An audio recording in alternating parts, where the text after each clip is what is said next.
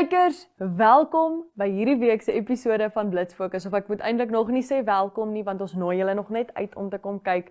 Maar voel gerus welkom om hierdie week se episode oor Blitz Fokus te kyk. As jy soos ek trots is op jou taal, 100 jaar in Afrikaans hierdie week. Blitz Fokus is 'n Afrikaanse program.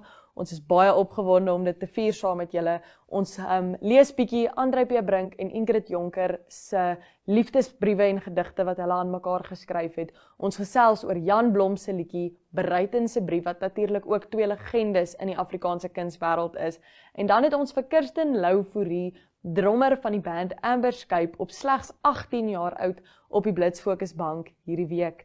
Moet die episode nie misloop nie en onthou, vier jou taal, dis 100 jaar in Afrikaans. Ons kan nie wag om julle by Blitz Fokus te hê nie.